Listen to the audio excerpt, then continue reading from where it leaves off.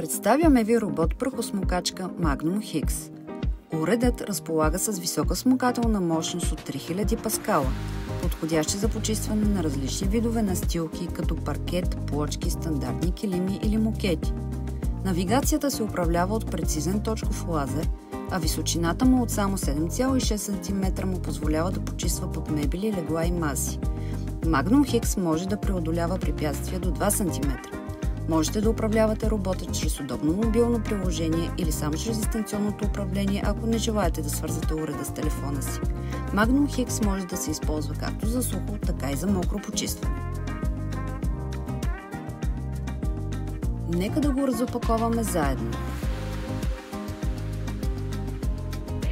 Ще получите робота в удобна компактна кутия, която включва контейнер за сухо почистване с миещ HEPA филтър. Също така в опаковката ще намерите и опътване на български език. Ще получите и допълнителен филтър и моп, адаптер за зарядната база, 2 комплекта странични четки, дистанционно управление, четка за почистване, зарядна станция и разбира се робот прахосмокачка Magnum Hix с приставка с моп, комбиниран контейнер за сухо и мокро почистване и централна четка. Как да започнете работа? Първо отстранете белите транспортни елементи. Отлепете защитното фолио на робота. Сложете страничните четки, като имате предвид, че трябва да ги позиционирате според маркировката за лява и дясна. След това отстранете защитното фолио на зарядната станция. Отворете капачето и свържете адаптера към базата, като можете да навиете кабела и да оставите от външната част толкова кабел, колкото ви е нужен, за да го включите в захранването. Не забравяйте, че трябва да включите робота от копчето от долната страна. Когато не го използвате по-дълго време, ви препоръчваме да го заредите на 100% и да го изключите от това копче. Сложете робота на зарядната станция, като бутоните трябва да светнат. Спазвайте изискванията за свободно пространство около базата. Можете да свържете робота с телефона си, което не е задължителна стъпка. За целта можете да сканирате QR-кодовете в опътването или да свалите безплатните приложения Smart Life или Tuya директно от вашия магазин за приложения. Следвайте стъпките и направете регистрация в приложението.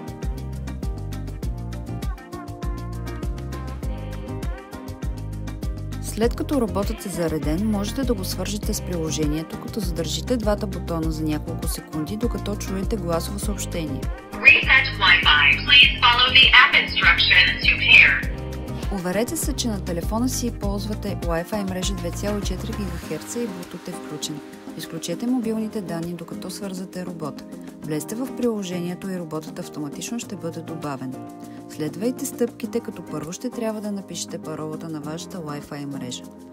Потвърдете и изчакайте гласово потвърждение за свързването на робота.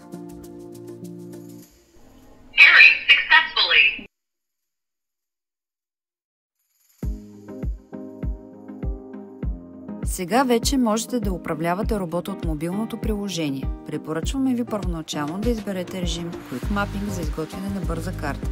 Отворете всички врати, за да може роботът да сканира всички стаи и да изготви актуална карта на дома ви. Можете да следите сканирането на помещенията на вашия телефон. След завършване на сканирането, помещенията автоматично ще бъдат разделени на стаи, отсветени в различни цветове.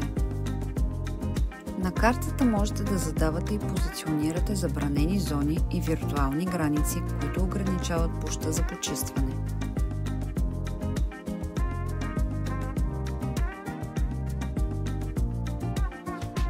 Можете да сливате две съседни помещения, като изберете функция Merge и маркирате стаите. Можете да разделяте стая на две отделни помещения.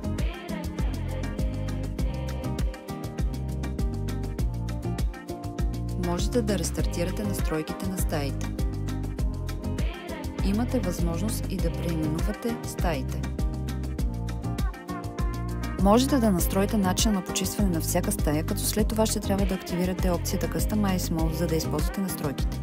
Можете да настроите реда за почистване на стаите.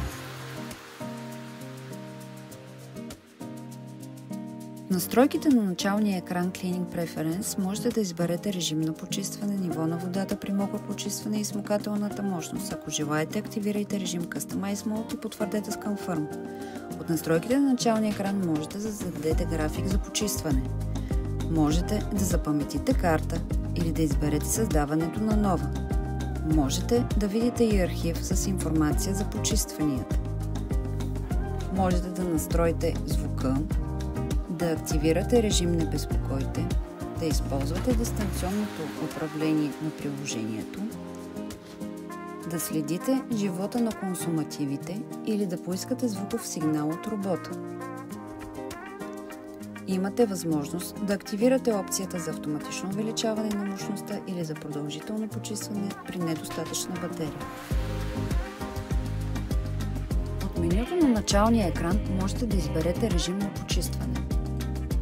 Можете да изберете почистване на стаи. При този режим ще трябва да маркирате стаите, които желаете да бъдат почистени. Почистване на определена зона. В случая ще трябва да определите зоната, която желаете да бъде почистена.